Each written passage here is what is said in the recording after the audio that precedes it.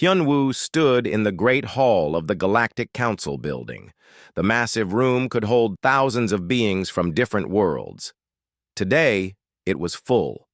Representatives from 57 different species sat in their special seats. Some breathed air like humans. Others lived in water tanks or gas chambers. All of them looked down at Hyunwoo as he walked to the speaking platform. The human ambassador wore his best uniform. It was dark blue with gold trim, the colors of Earth. On his chest were medals from 3 wars where humans had fought and died for other species. His hands shook slightly as he held the small device that would broadcast his words across the galaxy. Behind him on the wall was a huge screen showing Earth. The planet that had once been blue and green was now mostly gray. Dark clouds covered most of the land. The oceans had turned black in many places. Cities that once held millions of people were empty and dark. Hyunwoo had watched his homeworld die for 2 years. The plague had started in the outer colonies. At first, it only made people sick for a few days. Then it changed. It began killing everything it touched. Plants, animals, and humans all died within hours of infection. The disease spread faster than anyone could stop it.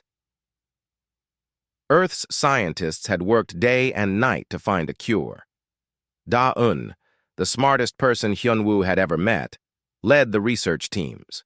She had created medicines that had saved millions of lives on other worlds. But this plague was different. It seemed to learn and change every time they found a way to fight it. "Honorable council members," Hyunwoo began. His voice carried clearly through the hall.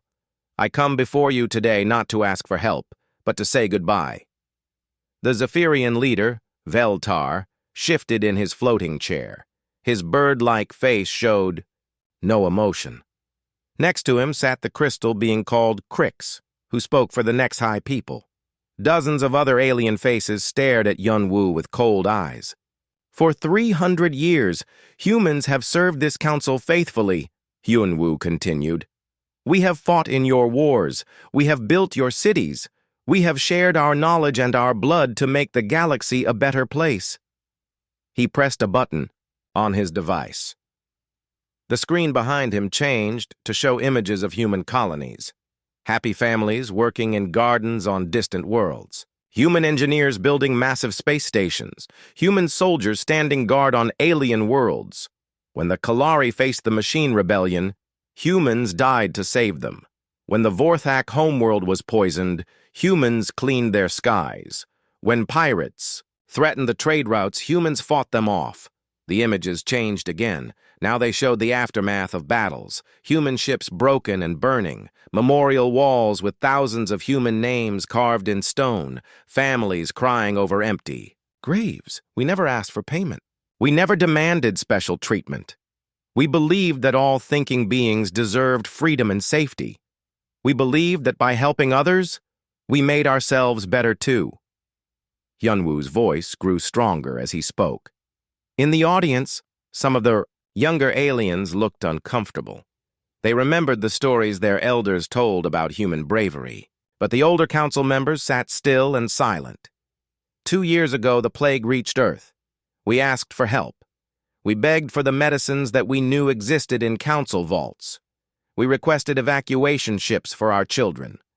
We offered to pay any price, make any trade, accept any terms. The screen now showed the council's response. Recording after recording of alien leaders saying no. Too dangerous. Too expensive. Not our problem. Humans are replaceable. Taemin had been the one who made the final plea. The war hero had saved 6 different worlds from destruction. He had lost an arm and both legs fighting for alien causes. When he appeared before the council in his wheelchair, missing limbs replaced. By mechanical parts, he had not asked for himself. "Please," Taemin had said. "Not for me, for the children. They have done nothing wrong. They deserve a chance to live." The council had voted. 57 species, 57 votes. The result was unanimous. No help for Earth. Humanity was too dangerous to save.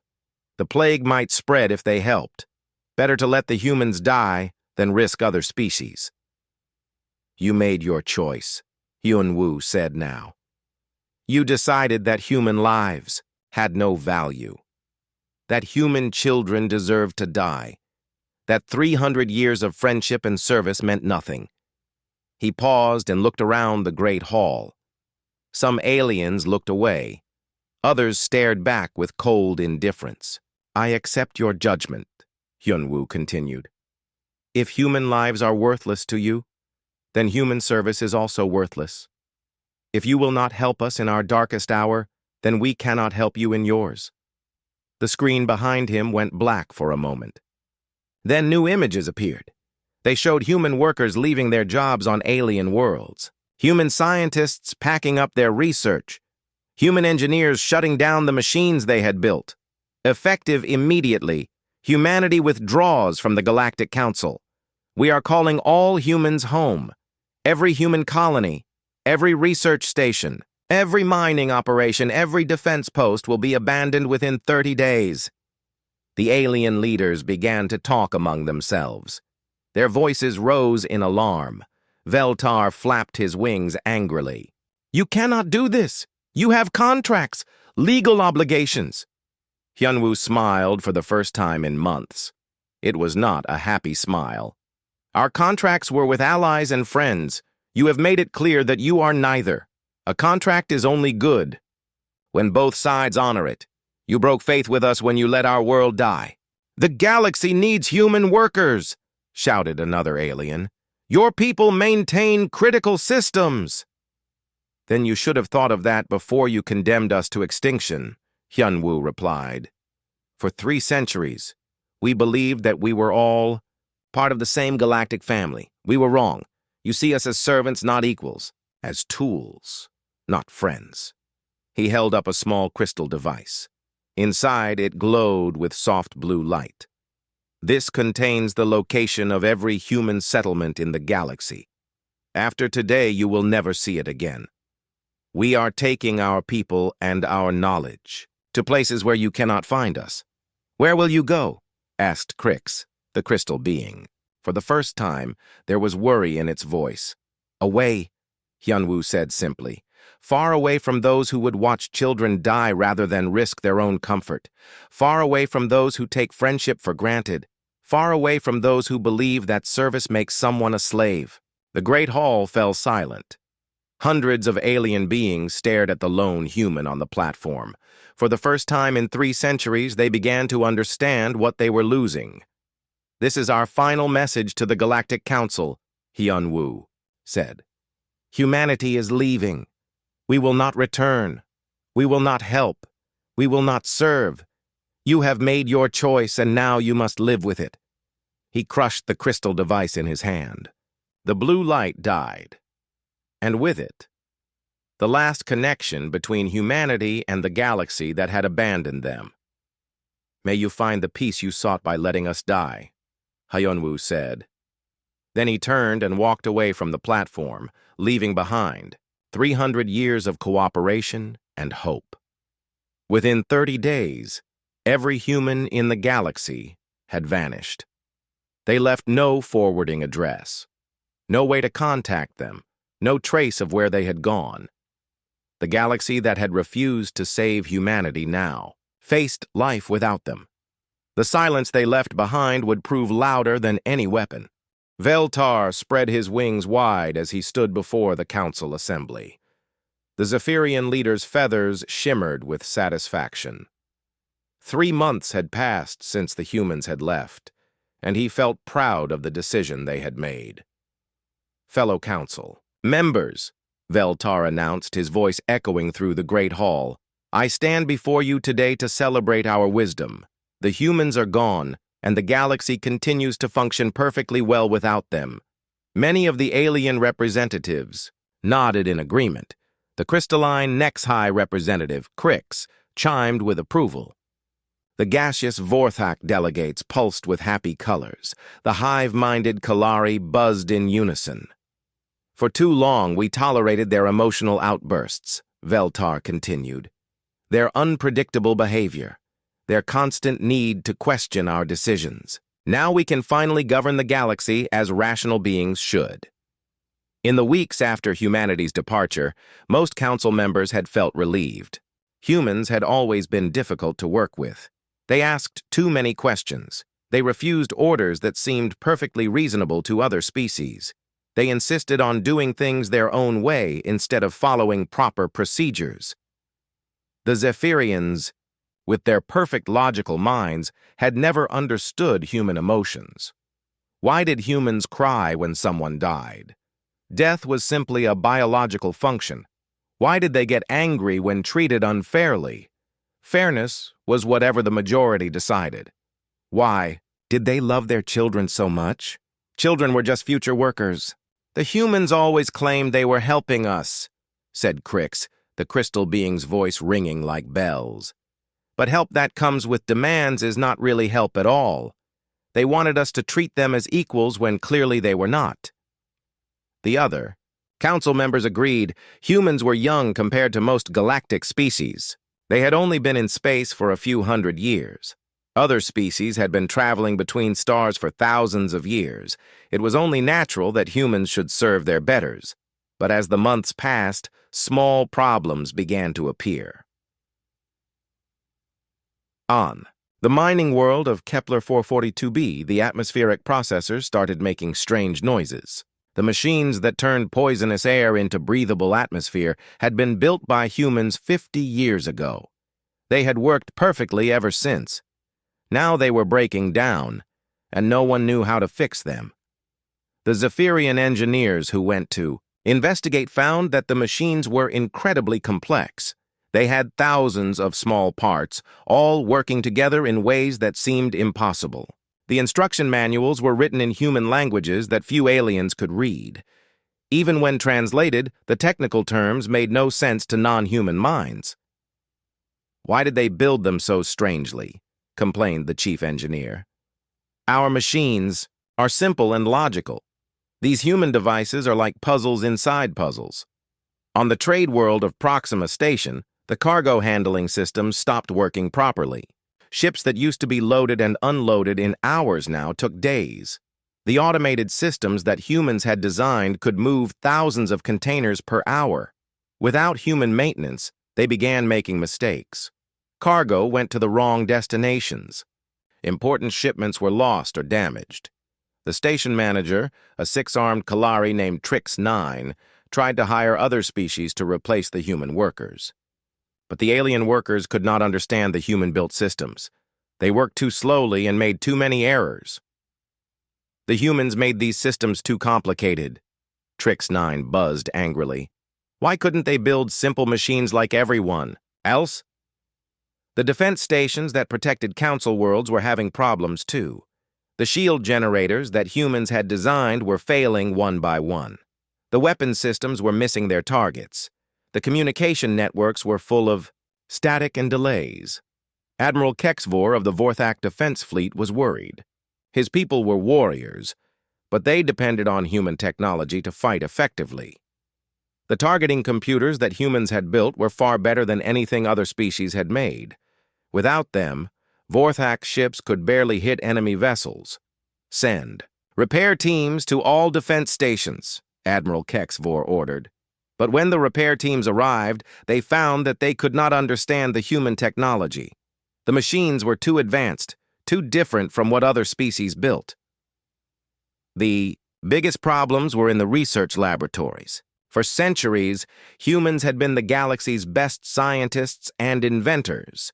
They had created new medicines, new technologies, new ways of solving problems.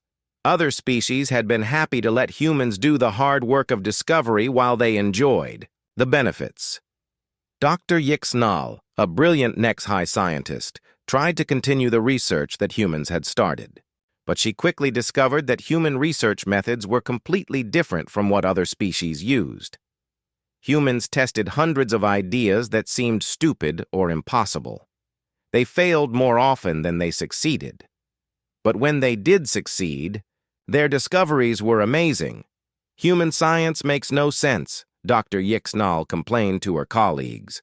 They waste time on projects that cannot possibly work. They ask questions that have no logical purpose. How did they ever discover anything?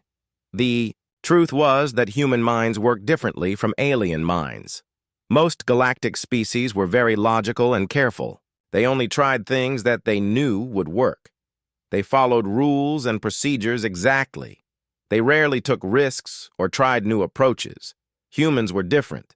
They took chances. They tried things that might fail. They asked what-if questions that other species thought were pointless. They made mistakes, but they learned from those mistakes. They were creative in ways that other species could not understand. Now that the humans were gone, scientific progress in the galaxy began to slow down. The alien scientists could maintain existing technology, but they could not create new technology. They could copy human designs, but they could not improve them. The economic reports were getting worse every month. Crix, who managed trade for the HFY, studied the numbers with growing concern. Production was down 30% across the galaxy. Defense efficiency had dropped by 40%. Research and development had almost stopped completely. "This cannot be right," Crix said to the other economic advisors. "The humans were only one species among 57. How could losing them cause such problems?" But the numbers did not lie. Humans had been involved in almost every important project in the galaxy. They had built the machines that other species used. They had designed the systems that kept civilization running. They had solved the problems that other species could not solve.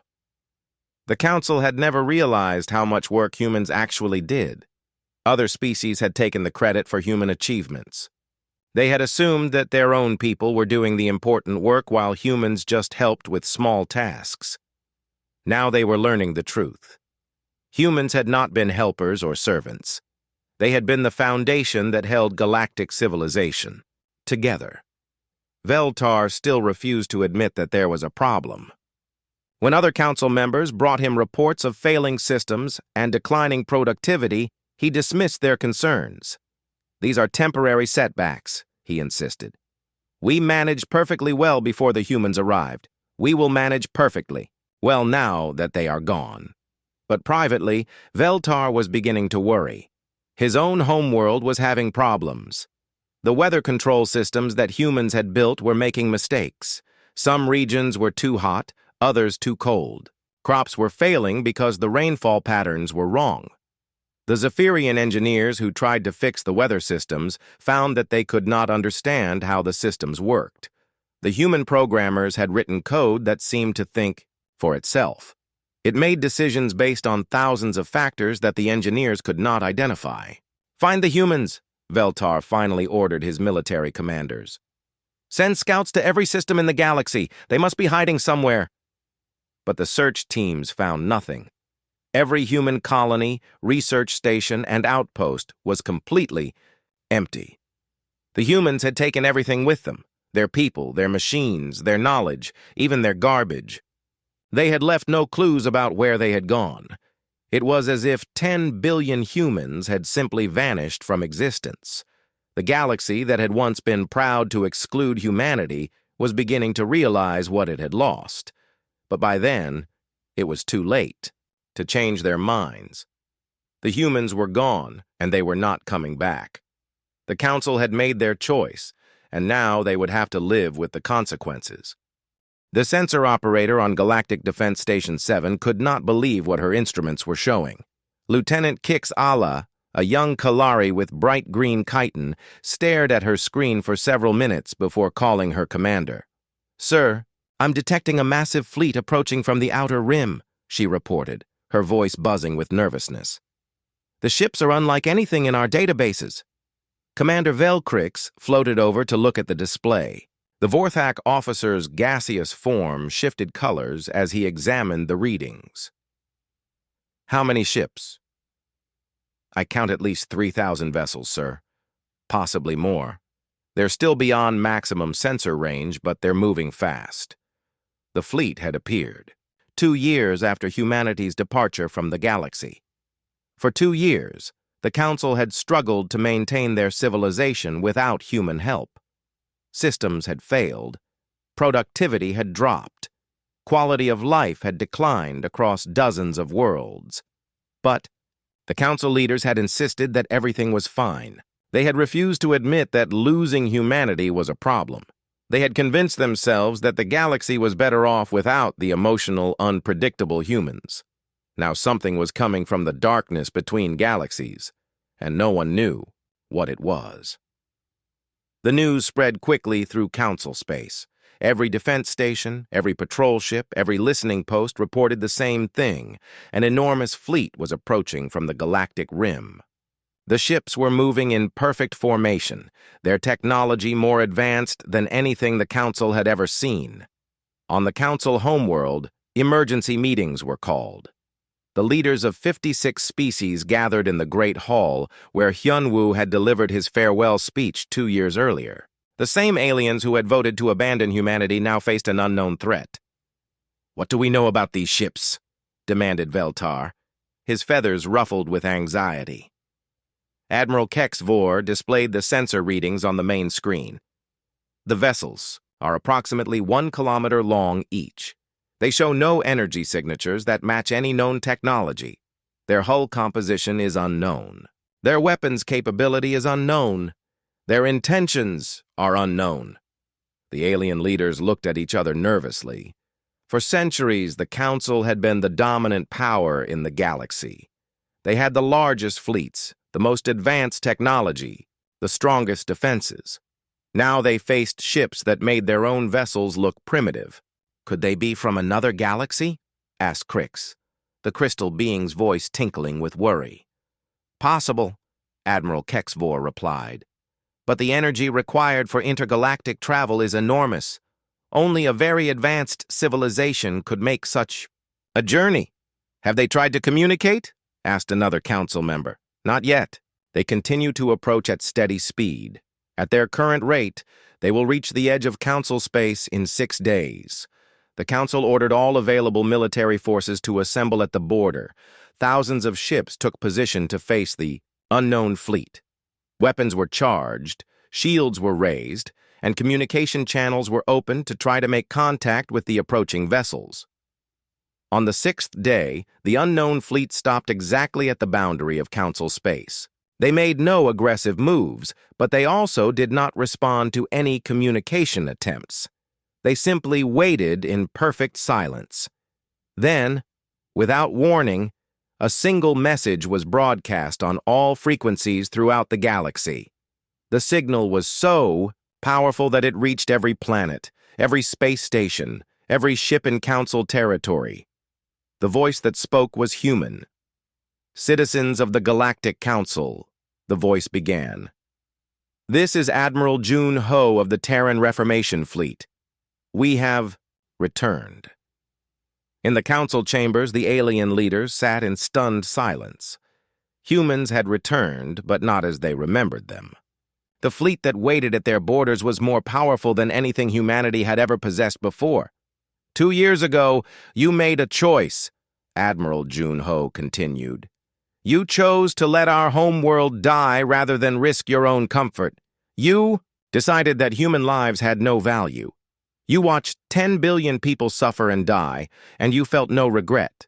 The transmission included images of the human fleet. The ships were beautiful and terrible, with smooth lines that seemed to flow like water. They glowed with inner light, and their very presence made space around them shimmer with energy. We accepted your judgment," Jun Ho said. "We took our people and left your territory as you desired. We found new worlds beyond the galactic rim, places where no council ship had ever traveled. We built new homes, new cities, new lives." More images appeared. Massive space habitats orbiting distant stars. Cities floating in the clouds of gas giants, farms growing on the surfaces of asteroids. Humanity had not just survived their exile, they had thrived. "We also found something else in the darkness between galaxies," Jun Ho continued. "We found the cure for the plague that you let destroy our world." In the council chambers, several aliens gasped. The cure had existed all along, hidden in the deep space between star systems. If the Council had helped humanity search for it instead of abandoning them, billions of lives could have been saved. The cure was not easy to find. It required us to travel to places where life should not exist, to face dangers that would terrify most species. But we found it, and we survived. We are stronger now than we were before. The images changed to show human children playing in the new colonies. But these children looked different from the humans the Council remembered. They were taller, stronger, more graceful. Their eyes held a wisdom that seemed too old for their young faces. The plague did not just try to kill us, Junho explained. It changed us. Those who survived became something new. We are still human, but we are more than we were before. We have capabilities that we did not possess when we served you faithfully. Another voice joined the transmission. It was female, calm and measured. This is So Young, voice of the human collective. We return to deliver a message that was promised 2 years ago. So Young had been a diplomat before the Exodus. She had spent decades trying to build friendship between humanity and the other galactic species. She had believed that cooperation and understanding could solve any problem. The Council's abandonment of Earth had broken her heart, but it had also opened her eyes. When we left, we promised that judgment would be returned for judgment, So Young said. You judged us unworthy of salvation. Now we judge you unworthy of the gifts we gave you. The transmission showed recordings from across Council space. Systems failing, production declining, civilizations struggling to maintain themselves without human help. The galaxy that had rejected humanity was slowly falling apart. For 300 years, we served you because we believed it was right, So Young continued. We thought that by helping others, we helped ourselves. We believed that all thinking beings deserved freedom and safety. We were naive. You took our service for granted. You assumed that we owed you our work, our knowledge, our lives. You never saw us as equals, only as useful tools. When we needed help, you threw us away like broken machines. In the Council chambers, some of the younger aliens looked ashamed. They remembered the stories of human sacrifice and dedication, but the older leaders remained defiant. What do you want? Veltar demanded, broadcasting his own message to the human fleet. If you have come for revenge, then attack us and be done with it. Admiral Junho's reply was swift and cold. Revenge would be too quick, too merciful. You will face something far worse than death. You will face the consequences of your own choices. We offer you a test, So Young added. You believe that you can exist without human help. You claim that our departure has not weakened you. Prove it. The terms of the test were simple but terrible. The human fleet would remain at the edge of Council space for 1 year. During that time, they would take no aggressive action against any Council world or ship, but they would also reclaim every technology, every innovation, every piece of knowledge that humanity had ever shared with the galaxy. Every machine we built, every system we designed, every discovery we made will be removed from your possession, Junho announced. You will have 1 year to demonstrate that you can maintain galactic civilization using only your own abilities. If you succeed, we will leave this galaxy forever and never return. If you fail, So Young paused, letting the implications sink in. If you fail, then you will face the judgment that your actions have earned. The human fleet settled into defensive positions around Council space. They made no threats, launched no attacks, and ignored all attempts at negotiation. They simply waited and watched as the galaxy that had abandoned them struggled to survive without them. On the first day, the atmospheric processors on 17 worlds stopped working. The machines simply shut down, their human-designed programs, erasing themselves. The aliens who tried to restart them found that they no longer understood how the machines operated. On the second day, the defense systems protecting major trade routes went offline. Pirates who had been held back by human-built weapons suddenly found their targets defenseless. Merchant ships began disappearing, and trade routes became dangerous to travel. On the third day, the medical equipment in hospitals across the galaxy began failing. Medicines that had been developed by human scientists lost their effectiveness. Patients who had been cured of diseases found their symptoms returning. The council that had once been proud to exclude humanity was about to learn. The first world to truly understand what was happening was Zephyros Prime, the home world of the bird-like Zephyrians. For 200 years, the planet had enjoyed perfect weather thanks to climate control systems designed by human engineers. Rain fell exactly when needed. Temperatures stayed comfortable year-round. Storms were redirected away from populated areas. On the seventh day of the human test, everything changed. Weather technician Klex 9 was monitoring the atmospheric control center when every screen in the facility went dark. Emergency lights flickered on, casting red shadows across the room. Then, one by one, the displays came back online, but they showed nothing but error messages in human writing. Systems offline, the computer announced in a calm human voice. Atmospheric management protocols have been terminated. All climate control functions are now unavailable. Klex 9 frantically pressed buttons and typed commands, but nothing responded.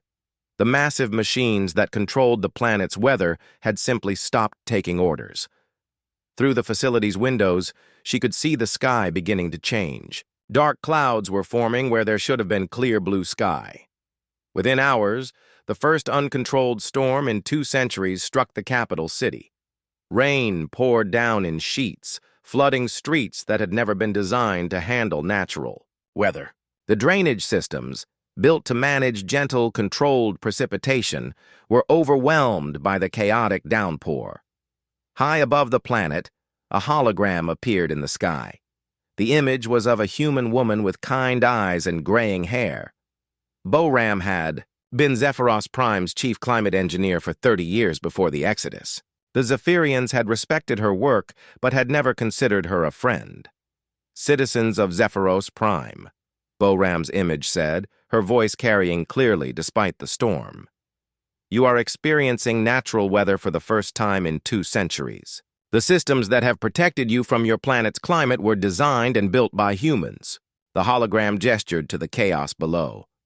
Every calculation that predicted when rain should fall was made by human minds. Every algorithm that redirected dangerous storms was written by human programmers. Every machine that kept your cities safe was maintained by human engineers. Lightning flashed across the sky, illuminating the flooding streets. These systems were gifts, freely given by people you considered servants. Now those gifts are being returned to their rightful owners. If you wish to control your weather again, you must learn to do it yourselves. The hologram faded, leaving the Zephyrians alone with the storm. Similar scenes were playing out across the galaxy. On the crystal world of HFY Prime, the Quantum, computers that managed the planet's complex society began shutting down one by one. These machines handled everything from food distribution to communication networks to traffic control. Dr. Crix stood in the central computer facility, watching helplessly as the human-designed quantum processors went dark. The crystalline being's body rang like broken bells as emergency alarms sounded throughout the city. Suddenly, a hologram appeared beside her. It was Jin A, a human quantum physicist who had worked with the HFY for over 40 years. Her expression was sad, but determined. Dr. Crix, Ginny said formally, I'm here to explain what's happening to your computer networks. You're destroying our civilization, Crix chimed angrily, her crystal form glowing bright red with fury. No, Ginny replied calmly. We're taking back what was always ours. Every quantum algorithm running on these systems was developed by human researchers. Every breakthrough that made your computers possible came from human minds. Every line of code that manages your society was written by human programmers. The hologram gestured to the darkening screens around them. You never understood how these systems worked. You only knew how to use them. You took our knowledge and claimed it as your own. Now we're reclaiming our intellectual property. But without these computers, our society will collapse, Crix protested.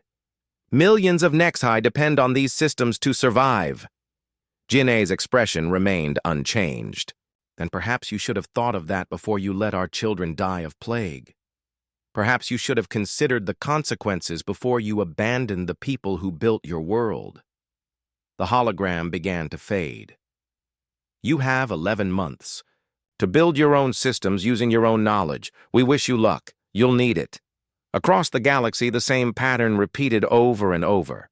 Human holograms appeared to explain what was being taken away and why. Every appearance was personal. Humans who had worked with specific alien communities, who had given their time and knowledge to help their former allies. On the warrior world of Vorthak, Admiral Kexvor watched in horror as his fleet's weapon systems failed during a training exercise. The targeting computers that had made Vorthak ships deadly in combat simply stopped working. Energy weapons that had been perfectly calibrated began firing wildly off target. The hologram that appeared on his ship's bridge was that of Commander Tae Sung, a human weapons specialist who had helped design the Vorthak fleet's combat systems. Tae Sung had lost his left eye in a battle defending Vorthak colonies from raiders. "Admiral," Tae Sung said with military precision, "I'm here to reclaim the weapons technology that my people developed for your fleet." "You can't do this!" Kexvor roared, his gaseous form turning dark purple with rage. "We have enemies to fight. Pirates are attacking our trade routes." "The same trade routes that humans died to protect," Tae Sung replied.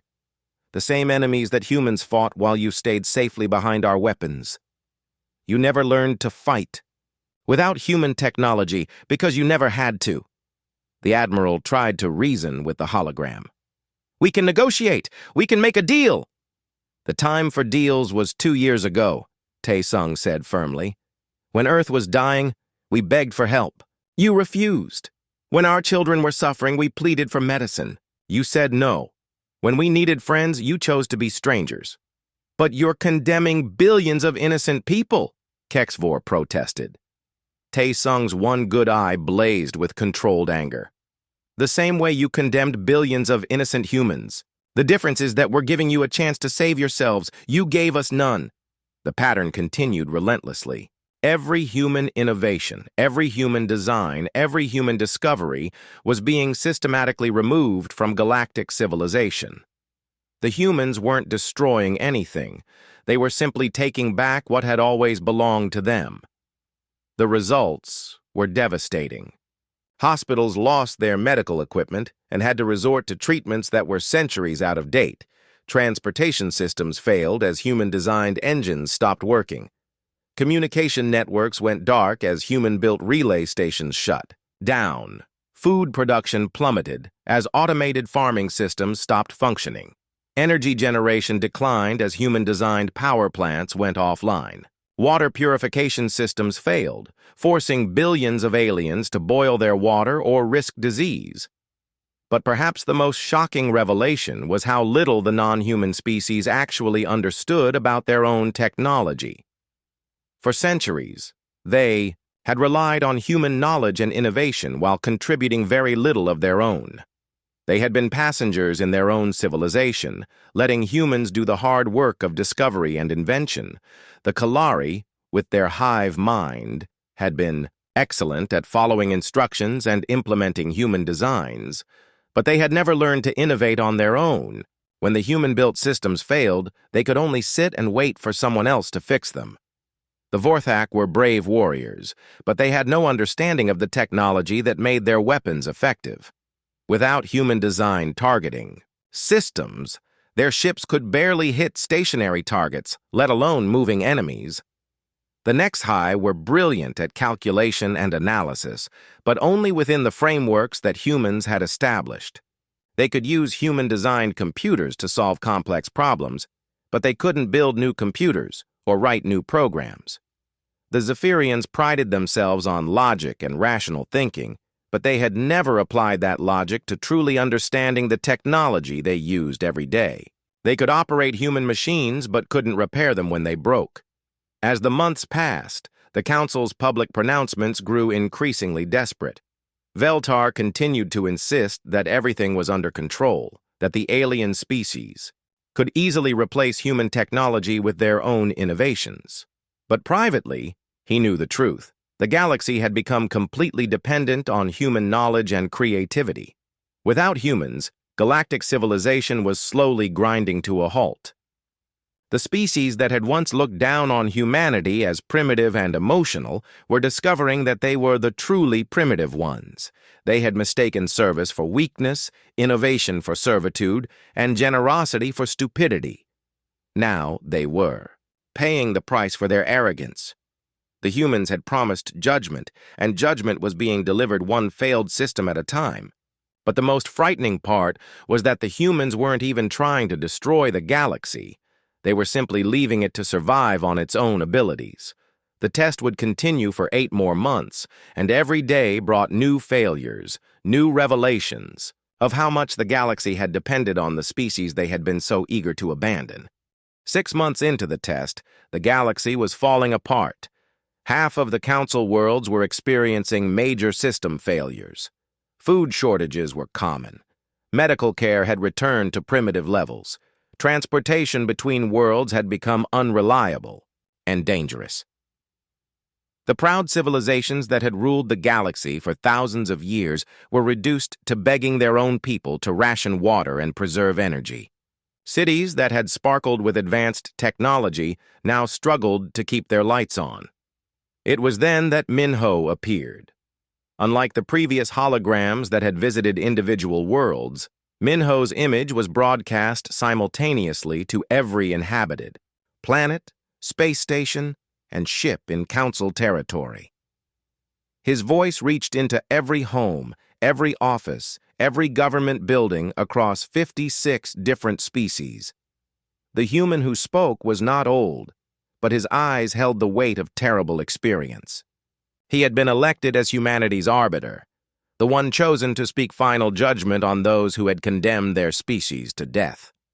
Citizens of the Galactic Council, Minho began, his voice calm and measured. 6 months ago, we began a test of your ability to maintain civilization without human assistance. The results speak for themselves. Behind him appeared a vast display showing statistics from across the galaxy. Production numbers, casualty reports, system failure rates, all painted a picture of civilizations in rapid decline. Your leaders assured you that humanity's departure would not affect your lives. They claimed that humans were merely servants, easily replaced. They insisted that your species were superior and self-sufficient. These claims have proven to be lies. In the council chambers on the homeworld, the alien leaders watched in grim silence. Veltar's feathers were dull and molting from stress. Crix's crystal form had developed cracks from the strain of trying to manage her civilization's collapse. Admiral Kexvor floated listlessly, his gaseous body a sickly gray color. For 300 years, Minho continued, humanity served this galaxy faithfully. We built your machines, designed your systems, and solved your problems. We asked for nothing in return except the opportunity to be part of something greater than ourselves. The display changed to show images from before the plague. Humans and aliens working together, building magnificent cities, exploring distant stars, creating wonders that neither species could have achieved alone. We believed that we were all part of the same galactic family. We thought that by helping you, we were building a better future for everyone. We were proud to contribute our knowledge and our labor to the common good. Minho's expression hardened. But you never saw us as family. You saw us as tools. When our homeworld faced extinction, you made your true feelings clear. Human lives were worthless to you. Human suffering was acceptable. Human extinction was preferable to your minor inconvenience. Though, display now showed recordings from Earth during the plague. Cities empty and dark. Hospitals overflowing with the dying. Children crying for parents who would never come home. The final evacuation ships leaving a dead world behind. 10 billion humans died while you debated whether helping us was worth the risk. 10 billion lives that could have been saved if you had simply shared the medical technology that already existed in your vaults. Technology that humans had helped you develop. Several alien representatives in the council chambers looked away from the screen. Some of the younger ones had argued for helping humanity, but they had been overruled by their elders. You made your judgment, Minho said. You decided that human lives had no value, that human knowledge was your property, that human service was your right. We accepted your judgment of our worth. His voice grew stronger, more commanding. But judgment works both ways. For 300 years we served you faithfully, and you repaid that service with abandonment. You proved that your friendship was conditional, your gratitude temporary, your compassion non-existent. The display changed again, showing the current state of the galaxy. Failing infrastructure, collapsing economies, dying patients in hospitals that could no longer function properly.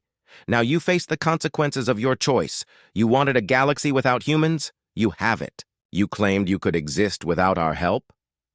Prove it. Minho gestured to the chaos visible in the reports.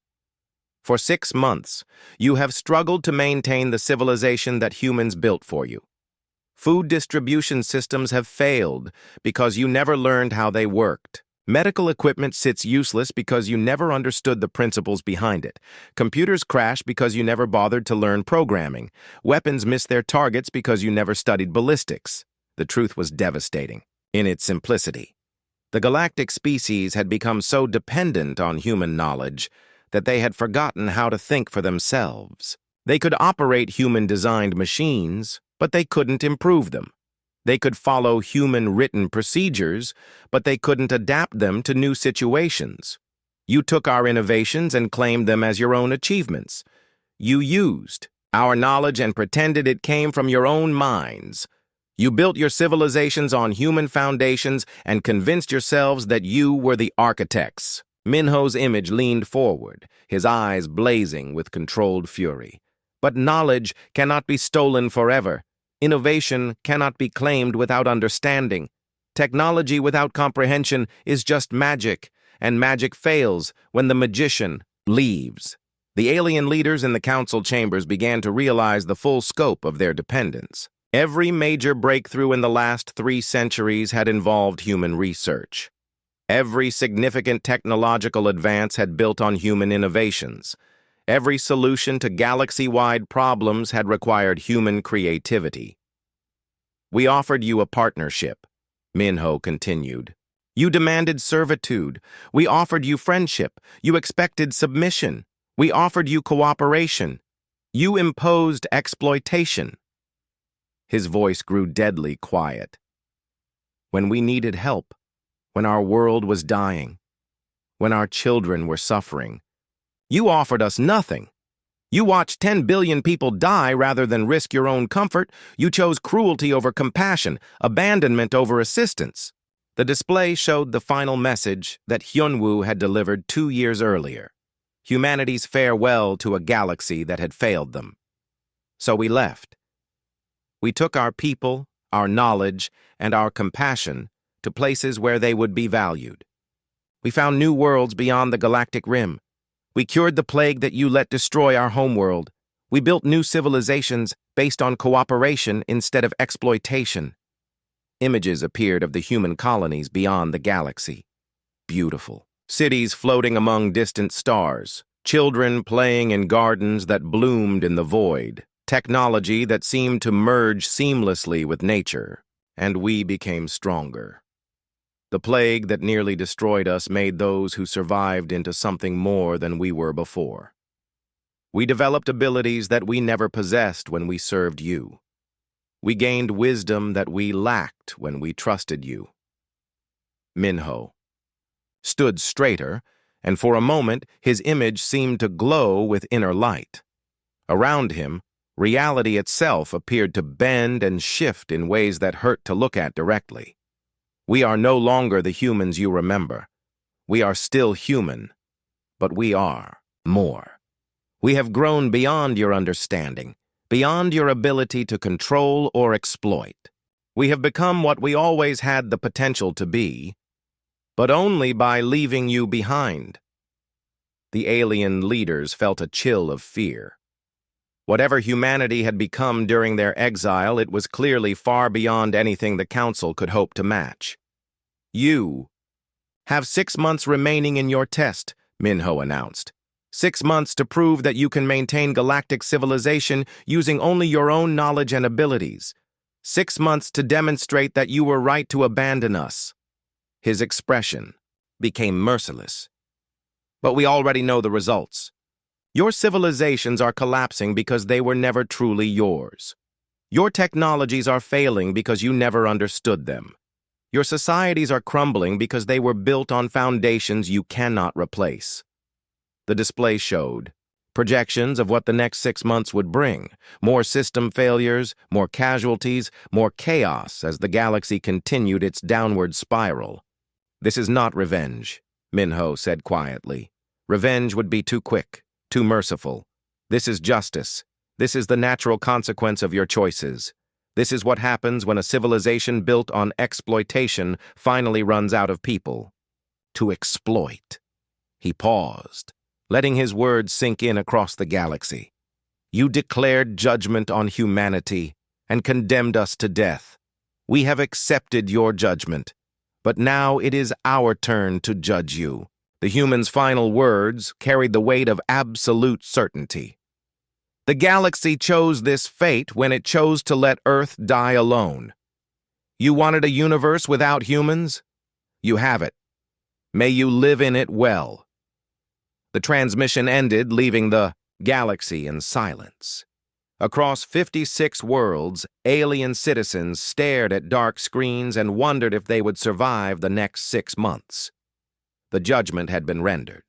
Now all that remained was to see if the galaxy could endure the consequences of its own cruelty. The final 6 months became known as the Silent Catastrophe. No human ship fired a weapon. No human soldier set foot on alien soil. No human voice threatened violence or demanded surrender. Humanity simply waited and watched as the galaxy destroyed itself. Gi-hun observed it all from the bridge of the human flagship hidden in the space between galaxies. Once Earth's ambassador to the Rim worlds, he now served as humanity's witness to the collapse of the civilization they had once called home. The reports came in daily, each one more devastating than the last. On Zephyros Prime, the uncontrolled, weather had triggered massive storms that lasted for weeks. The Zephyrian cities, built for perfect climate, were not designed to handle natural disasters. Flooding destroyed the lower districts. Hurricanes shattered the crystal towers. The proud bird people huddled in shelters, waiting for someone to fix their broken sky. But there was no one left to fix it. The human engineers were gone, and the Zephyrians had never learned to control weather on their own. Their logical minds could not grasp the chaotic patterns of natural climate systems. They could calculate precise mathematical equations, but they could not predict when the next storm would strike. Zephyros Prime is requesting emergency assistance, reported the communication officer. They're offering to trade half their planetary wealth for weather control technology. Denied, Gi-hun replied without emotion. They made their choice 2 years ago. The next high were suffering even worse. Their crystalline civilization had been built around perfect information sharing through quantum computers. Without the human-designed networks, the crystal beings could not communicate effectively across their homeworld. Each city became isolated, cut off from the others.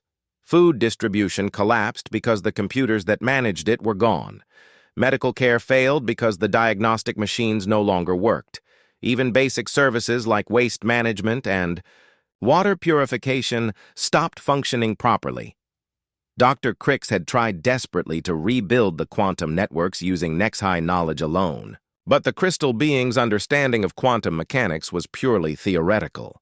They could describe how quantum particles behaved, but they could not build machines that actually used those behaviors. That required the intuitive creativity that only humans possessed. Within 4 months, the Nexi homeworld was divided into dozens of separate city-states, each struggling to survive on its own. The species that had once prided itself on perfect unity was fracturing into isolated groups that could barely communicate with each other. The Vorthak military was collapsing completely. Without human-designed weapons, their ships were little more than flying metal boxes. Their warriors were brave, but bravery meant nothing when your weapons could not hit their targets. Pirates and raiders, who had been held back by Vorthak's strength, for centuries began attacking defenseless merchant ships.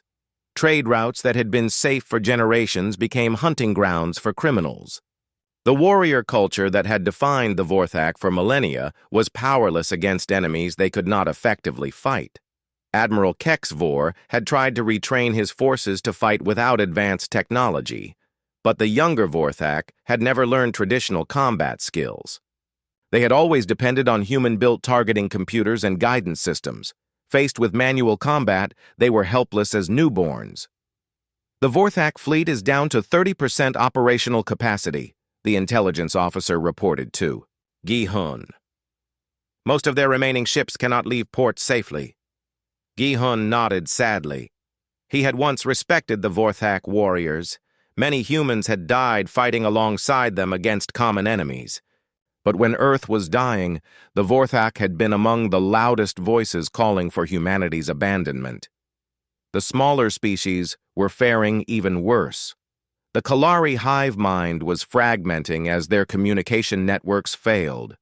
Individual Kalari, cut off from the collective consciousness, were going insane from isolation. Some colonies had already descended into chaos as the hive structure collapsed entirely. The agricultural worlds that fed the galaxy were producing less than half their normal crops. The automated farming systems designed by humans had been replaced by primitive manual labor. Billions of beings across the galaxy were facing hunger for the first time in centuries. Medical emergencies were becoming catastrophes. Diseases that had been easily treatable with human-designed equipment were now deadly again. The plague that had once threatened only Earth was spreading to other worlds, carried by refugees fleeing their failing home planets. Casualty reports are coming in from across the galaxy, the medical officer informed Gi-hun. Estimated deaths from system failures, medical emergencies, and social collapse now exceed 2 billion beings. 2 billion. More than had died on Earth during the plague. The galaxy was experiencing its own extinction event, caused not by disease, but by its own helplessness. But the worst was yet to come. As systems continued to fail and societies continued to collapse, wars began breaking out between desperate species. The Zephyrians, facing starvation as their food production systems, failed, attacked their neighbors to steal resources. The Kalari fragments, driven mad by isolation, turned violent against anyone they encountered. What had once been a unified galactic civilization was becoming a collection of warring tribes, each fighting over the scraps of their former glory. Gi-hun watched it all with a mixture of sadness and cold satisfaction. These were the same species that had voted unanimously to let humanity die. They had shown no mercy when Earth faced extinction. They had felt no regret when human children suffered and died. They had celebrated when humanity departed, convinced that they were better off alone. Now they knew the truth. They were not the masters of galactic civilization. They had been its passengers. They had not created the technology that sustained their worlds. They had simply used what humans built for them. They had not earned their prosperity through their own efforts. They had inherited it from human innovation and sacrifice. "Sir," the communication officer said quietly, We're receiving thousands of transmission requests from across the galaxy, governments begging for help, species offering complete surrender. Some are even offering to serve humanity in exchange for assistance. Too late, Gihun replied. They had their chance to choose cooperation over cruelty. They chose poorly.